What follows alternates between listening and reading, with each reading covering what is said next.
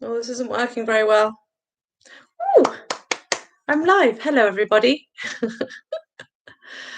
Very good, it's working. I'm glad. Okay, so today is the 7th of May, 2020. It's Thursday at 5:30, and it's been a beautiful hot day today here in the south of France. Today, my topics for conversation to do with mental health are cycles and negative patterns, and then that moves on to liberation and freedom and breaking the cycle. So that's what we're talking about today. Juicy stuff.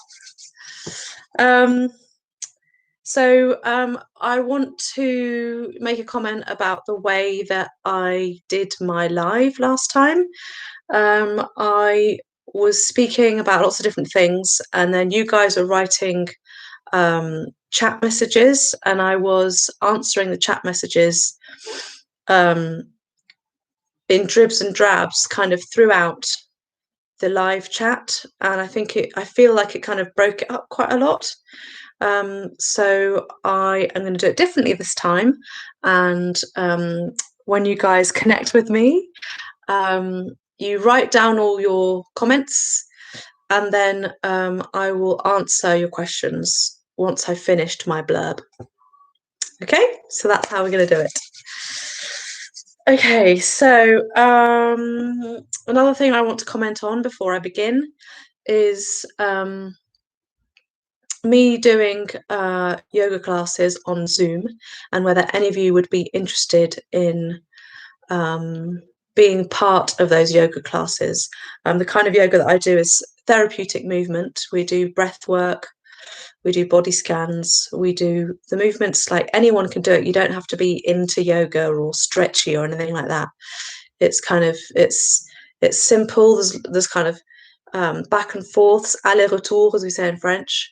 But I've got a friend in England who wants to partake and pay a little bit towards it. And I wondered if any of you guys were interested in joining the Zoom and connecting with PayPal, so that I can just have a little bit of dosh, little bit of money to help me keep going as a yoga teacher.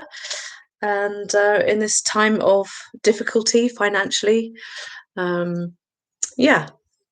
So write a comment below this film if you're interested in doing some yoga with me. Therapeutic movement. I'd love to find out. And then say also where you live, so I can work out what time I can do it where I live, so that I make sure you're awake, basically. Because some of you guys are miles away from France. So let's begin. So, negative patterns and cycles.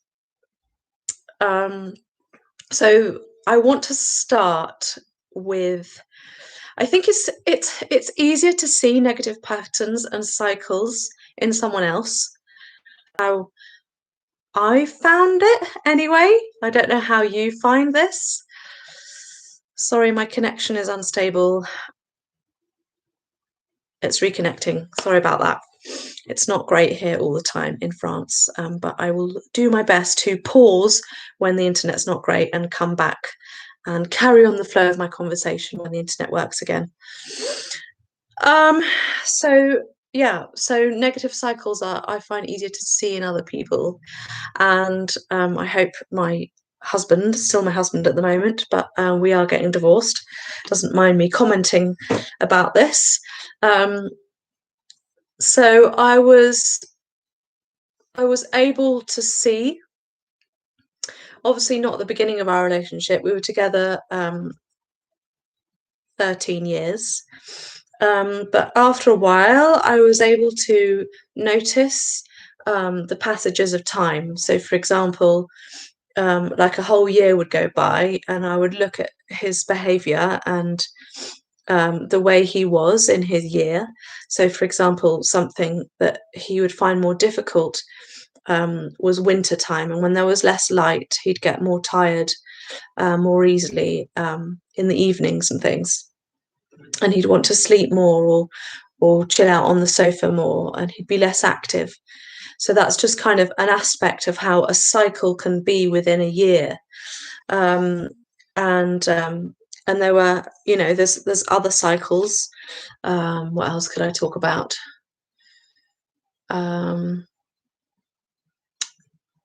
example, with me, a cycle that I've noticed is my eating habits. In the summertime, I like to eat more raw foods, colder foods, juicy foods, fresh fruits and vegetables, and lots of salads. And in the winter, my body craves kind of more stodge, more heat to heat me up, more spices to heat me up from the inside. So that's my own a personal pattern that I see within a year rotation. Not necessarily a negative pattern though. And so talking about patterns kind of keep repeating themselves on this kind of circle and cycle. And as I was seeing it in my husband, I would see new things that he would kind of latch onto in regards to me, and I'm like, okay, so that feels like one thing that he's holding on to and going with, and like driving forward with, and noticing more, and that like becomes a part of our relationship, and the things that we talk about, and then that could after a while, because my husband was very good at kind of holding on to a topic for quite a long time before he let it go. Then that would pass and shift and move through our relationship, and his kind of holding on to that topic. And then a little while later there'd be something else that would come up, and another cycle would start with a new topic. And I kept seeing these patterns re-emerging and coming up, new things, new topics, but each time it would be like this negative cycle that would negatively affect our relationship in the way we would talk to each other, the way we would communicate with each other, and yeah, it would affect our everyday, day-to-day living. And yeah, I don't think I need to talk about that anymore. But so talking about these negative patterns, I want to talk about something more in relation to me. No, I'll talk about that later. Hang on a minute. Bear with me. Hello, 4 people. Nice to see you. So I want to talk about something that might be a bit like off the beaten track and what I don't usually go down, and probably because it's something that's never happened to me before and it's all very new, and I want to bring it up just because it's kind of vibrant and alive in me now, and it's something that some of you guys might just want to switch off from because it's like too wacky, too crazy. And it's something that I used to switch off from, and I'd be like, no, what are you talking about? Stop talking about that. But I'm going to start talking about it. And yeah, so here we go. Are you ready? If you're not ready, then you can click off. If you're ready, then carry on listening. But basically, I've been into yoga for 25 years, maybe even more now. And in that time of reading about spiritual things in books, about experiencing meditation, about doing physical yoga, more and more over time, my body and my mind and my being is more highly sensitive to subtle aspects of life. And I guess that kind of develops and changes over time. And it's a bit crazy because when I think about my hypersensitivity in relation to mental health,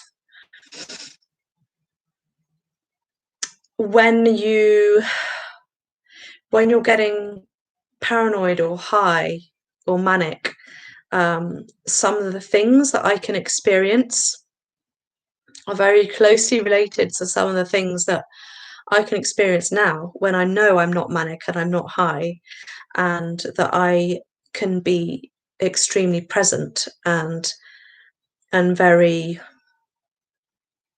with it and grounded in my day-to-day life. So the thing that is coming up for me is past lives. I'm starting to notice, to experience in my present. I'm able to see past lives in visions when I close my eyes, when I'm doing certain yogic practices, and I can see it in great detail. I can work out what period in history it is by the clothing that people are wearing and the shoes and the things that I visualize, kind of make it clear to me what period of time it is. So I know if it's like Roman or if it's during the Second World War, where the aeroplanes in the sky. It depends kind of what's going on. And I can do these kind of past life. I don't know how to talk about this because it's all completely new to me and the first time I'm actually expressing myself about this. But I can be in the story, so it's my past life, but it can also be someone else's past life, someone that I know very well, but it can also be someone that they know well. So that's how it's happening for me at the moment. And by the reason why I'm talking about this today is because I can see these various past lives from like many past lives ago or recent past lives ago. I'm seeing the kind of connections between how I am now, what's happened to me in my past lives, and my present life, and my past in this present life, if this makes sense, and how everything is like a huge tangled spaghetti mess of life, and how bear with me because I'm going to explain this in more detail, and how basically every life that you live, one after the other, it's kind of like you relive this negative pattern. That's why I started with cycles and negative patterns. It's like you relive what you're in Indian culture. You talk about it in karma. It's a similar way to describe it if you know what karma means and what that is in detail. This is how I'm trying to describe it now anyway, this kind of negative thing that's like ingrained in your body. Each life, it's like you're coming back to try and work through that same negative pattern, that same cycle that is present in your being and in your family. And hang on a second. Bonjour. The kids were arriving at home. We're going to have a big dinner, 10 people tonight. It's going to be a lovely spaghetti bolognese with crudité, which means like a salad beforehand, and there's going to be loads of us. So you might hear some noises outside the door, but don't worry, it's just the kids playing and doing things. So anyway, where was I? And so what I'm finding now is that I'm able to see what I've been through in the past. I feel very lucky and grateful that I can live through this experience and stay present and not get manic and not get scared, not get paranoid, like what the hell is going on? Because sometimes it's really like strong and intense, and I'm like, sometimes I am a bit like, what the But I come back to reality, I come back to present, I come back from that being far away and connecting with some past life. And that's amazing. And I'm able to control that. Um, and so now what's happening in this life, in my present, over the past couple of weeks only, this has started to happen, is that it's the way we're describing it with me and my friend who we're doing it with is it's a bit like you have a jumper that's all knitted together, and your being is this jumper that's all like held together in because each stitch when you knit is like makes up you. And when you are aware of this negative pattern and this cycle that you're living in, it's kind of undoing the stitches of your jumper that you are, if that makes sense. And you kind of start unraveling and unpicking these things that normally you kind of hold on to, and and and that you kind of use and you live by, like whether it's like a belief or like a value or like something that you think is right or wrong, or something. I'll give you a specific example in a minute. Something like a pattern that you feel and you live, but you've been doing it unconsciously, and because you've been able to look at it from like a distance, it becomes conscious and you're completely aware and you notice it and you know what you're actually doing in this present life. And then you're like, okay, that's why I'm doing it. This is what I'm doing right now. And what I've noticed the past 3 or 4 days is that my negative pattern has started to break away and fall apart and fall away, and that I can now live differently without that kind of aspect that I've been holding on to, and that has been part of my life and my past lives. So I'm gonna give you the specific correlation now to what I'm talking about. And so I'm gonna make it specific to one thing, and that's my eating habits, which has been kind of pretty unusual and different at different times of my life, relating to illness, relating to pain, relating to my pain body, as someone like Eckhart Tolle might describe. So where should I start?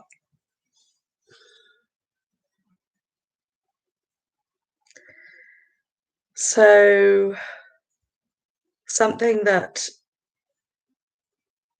I think I've always known it's been there, but I'm becoming much more aware of it now. And so that I've been able to notice that when I come to the end of a meal, it feels like I haven't eaten enough, or there's something else that I feel like I still need. I look at the food on the table, like there might be some left, but I've eaten enough. I know I've eaten enough, but I feel like I want to finish that bowl. I feel like it's never enough, and I feel like I keep having to fill myself up and kind of nourish myself even more. I still feel depleted or empty or like unfulfilled. And lots of people have issues to do with food, and I've never been anorexic, I've never been bulimic, I've never been I would never had an eating disorder, but I'm aware that I've had this connection with food that's becoming more apparent now. And so there's that I've just described. And then there's other aspects to eating that I noticed. So, for example, when I was in a great deal of pain with the Lyme's disease, and I had really intense sensations in my legs, and I couldn't really walk very well, and I was quite scared. I was fearful. I was propping my legs up um, to kind of relieve the pain, and I was connecting it with the sensation in my stomach, and I did have problems with digesting. But for me, what I did was I decided, okay, well, I can't, I can't have a colonic to kind of get rid of everything that's in my stomach, because that's where I felt like it was coming from. Um, so I'll stop eating. So I fasted for 5 days, and the sensations in my legs went away, and I was able to walk again. But fasting, that was my first ever fast that I did that. It's pretty intense, and you get kind of floaty and weird, but I kind of kept pushing through, kept pushing through. And then there was a near the end, like day 4 5, because I was already pretty slim before I started. I had a much stronger sensation of fear, and I was fearing that I was getting too thin, and I could kind of see the bones in my hands like sticking out, and I could feel my spine, um, because there was less fat on me. So I was getting scared. And now I can relate that to a past life when I got really, really thin, and I'd had a son, I'd had a kid, but it was can't speak, illegitimate child, and they were taken away. I had to give the child away, and then I wasn't able to see that child again. And anyway, it's a detailed, long story, but I couldn't see that child again, and it was very depressing. And there's lots more detail to it, which I won't go into now. But I think I got so thin, and I kind of gave up with life, that I ended up withering away to nothing. And I didn't see my death in this past life vision, but that's what I'm kind of presuming is the way that I just kind of went. That's how I finished that life. Um, oh, so anyway, moving forward. So if you look at that life and relate it to this life now that I'm experiencing now, you can kind of like trace the you can trace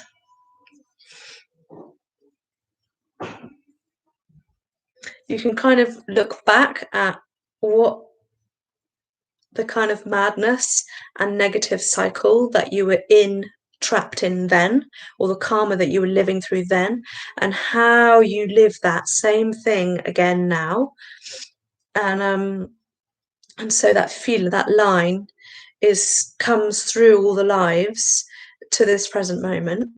And so now I'm able to experience, okay, this is like an aspect of eating and food and my behavior with food, that is present now as well.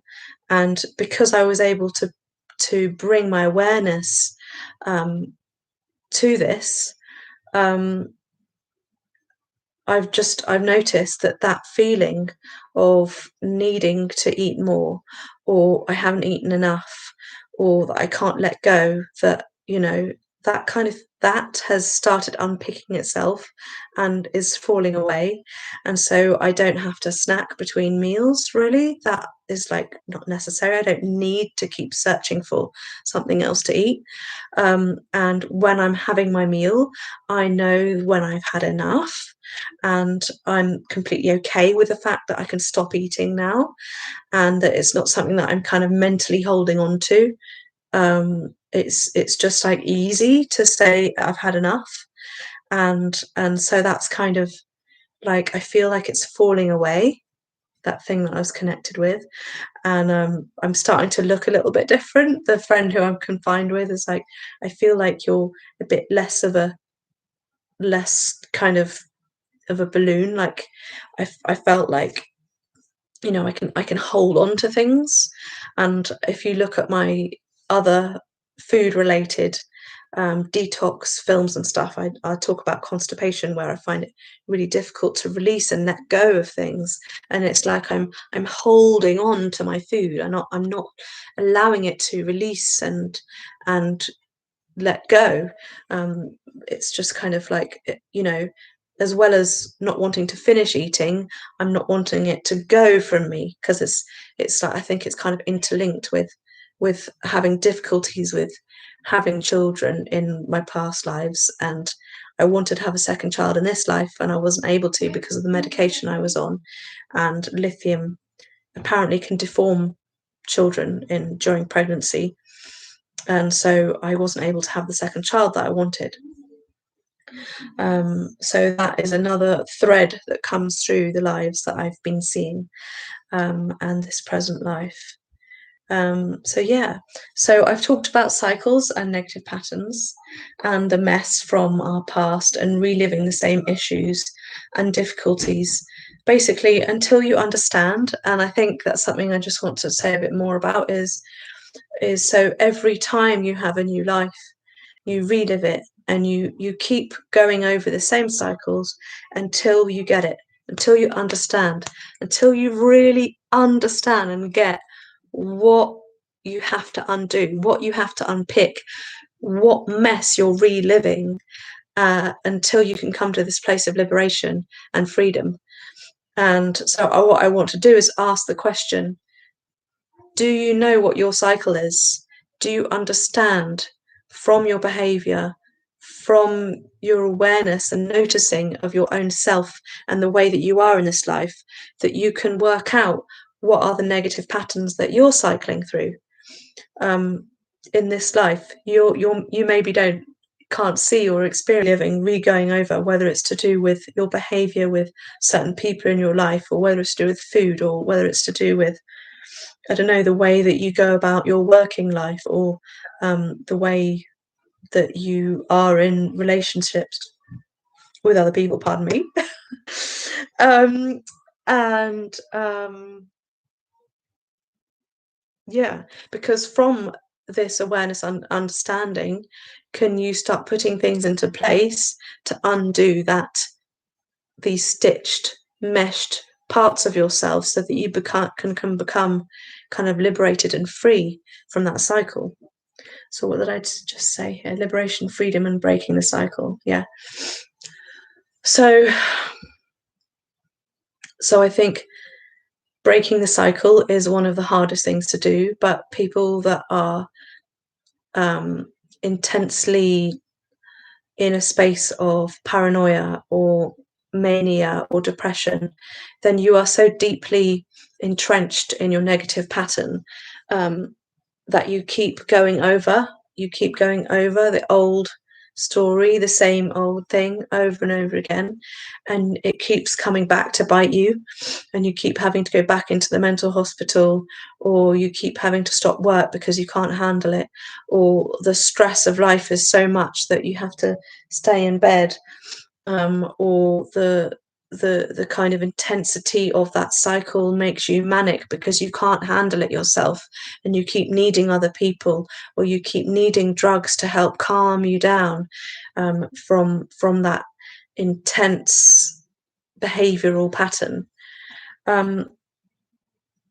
This is like me just going from my own experience and going from my understanding of what I've felt myself when I was in mania, and what I'm learning since that time, because now I don't take medication.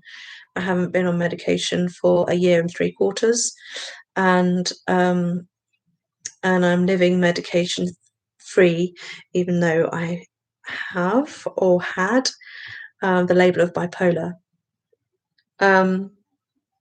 Important to go down this route of yoga, of understanding the self and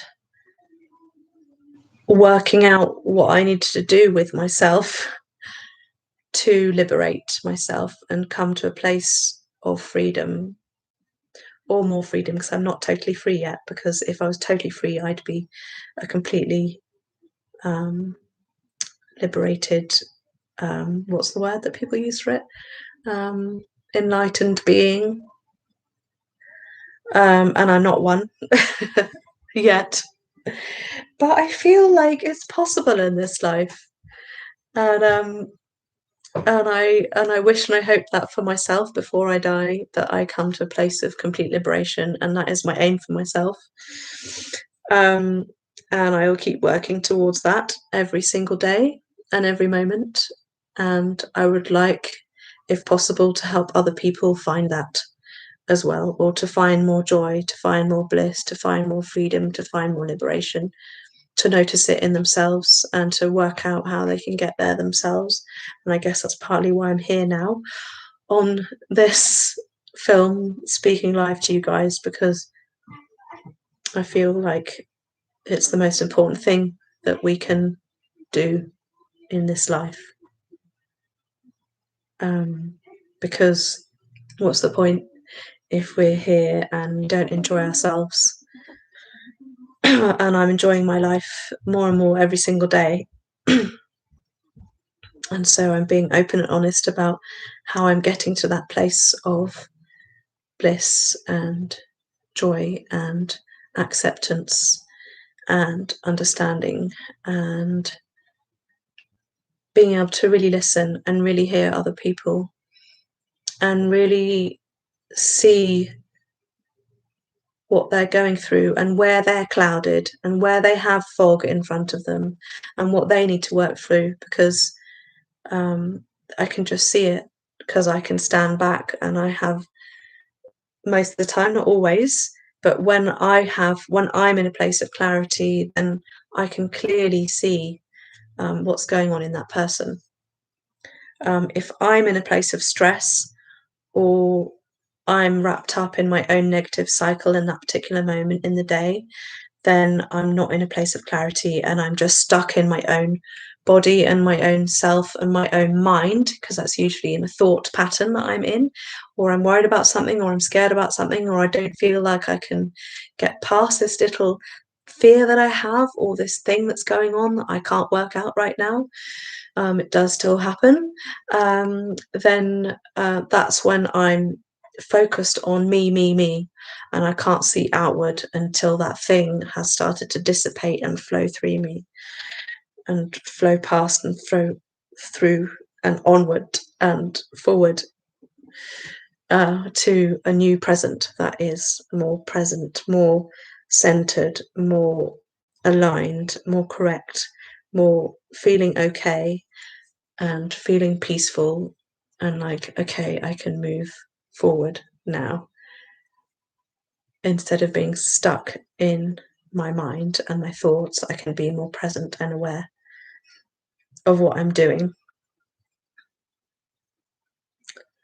because when I'm more present and aware, thinking isn't so important. And if I do think, then it's light and it's like comes and goes, but it doesn't like drag me down, and it doesn't pull me down with the thoughts.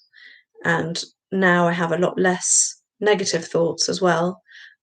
Most, on the whole, my thoughts are much more neutral or on the positive aspect, because I've worked through a lot of negative crap. So I can leave that behind, and it's not really that important, you know? I don't hold on to stuff anymore, not in the same way that I used to. Obviously, there are some things that I'm still holding on to because I'm not completely liberated. But I'm aware of when those things come up, and I can work through those things, and I can write it down, or I can use some techniques, whether it's breathing techniques or yoga techniques, or talking in a very open, honest, authentic way with someone that can listen to me, to help me work it out. I go to people and say, look, can you help me with this? I'm really stuck. I don't know what to do. It's really annoying me. It's really getting to me. I'm not feeling good. Can you help me? So breaking that negative pattern and that negative cycle, I think, is much, much easier if you ask for help and you go to other people, and you're you're ready to open up and talk to that person or group of people about what's going on, so you can undo your own negative cycle and your own negative pattern and work out a new step, a new way forward, that you can try and test. And if that trying and that testing doesn't work, then you can talk to another person about the same topic and see if something else comes up, or go back to the other person you were speaking to and you can say, oh, look, I tried this, I tested that, I had this conversation and it didn't work, and I thought that it would and it didn't.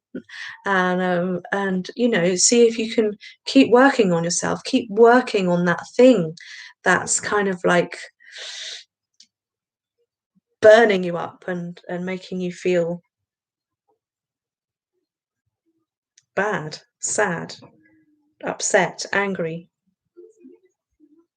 any negative feeling that you can think of that might come up. All of those things you have to work through, and you've got to remember that all of it is okay.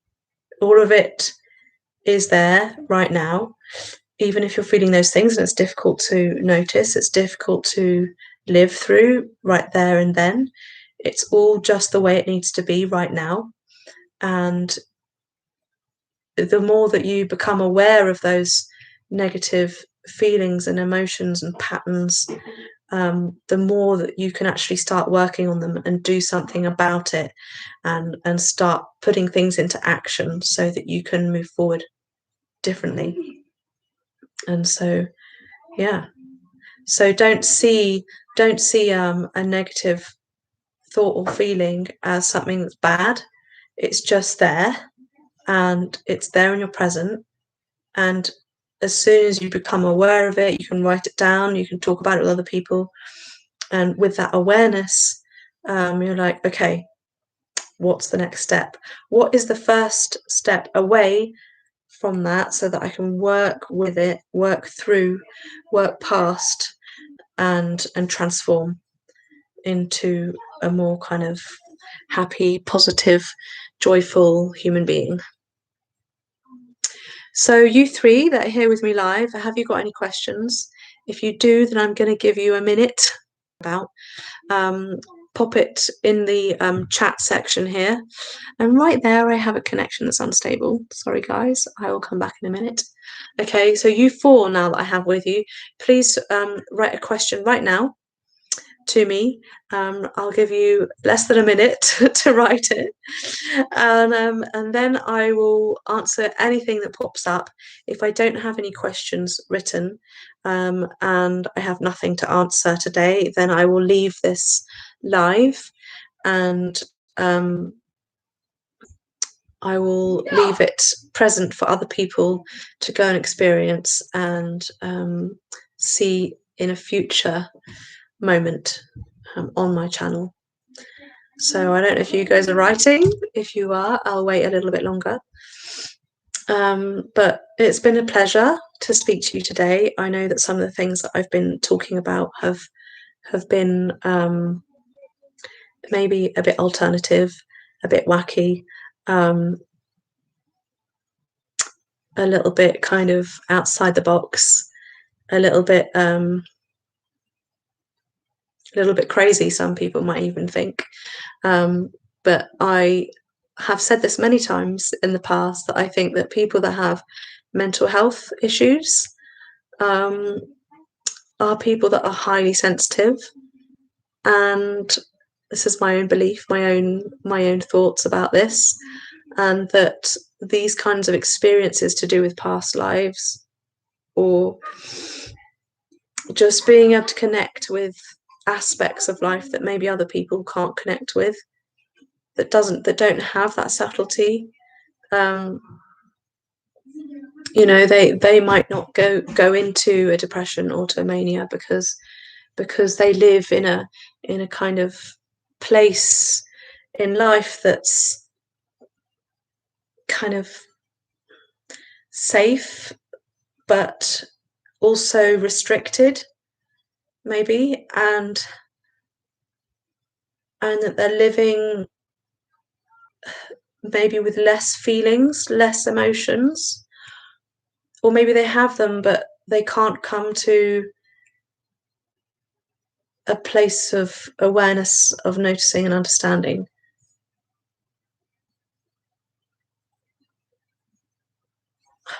That doesn't really totally make sense.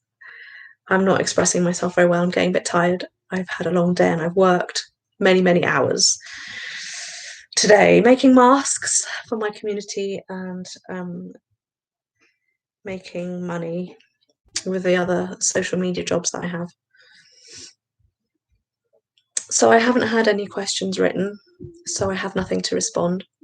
So I'm going to go now and help with making dinner and see my daughter and the other kids that have turned up. And I wish you well, and I hope that if you're coming back into this place of unconfinement, deconfinement, however you want to call it, that you can do it in a place of flow, in a place of just allowing things to settle back in and to come back into your life, and do it with patience, because just take it bit by bit, step by step, until you come back to a normal rhythm that feels okay, and that maybe those things that you feared, you were able to jump over that little barrier and it was okay in the end. It wasn't so bad. You didn't have to fear it. And yeah, and life continues on and you keep learning and you keep growing. So bye guys, namaste. And I will write a little comment in the community part of YouTube next Wednesday or Thursday morning to tell you if I'm doing another live. And hopefully I'll see you again soon. Bye.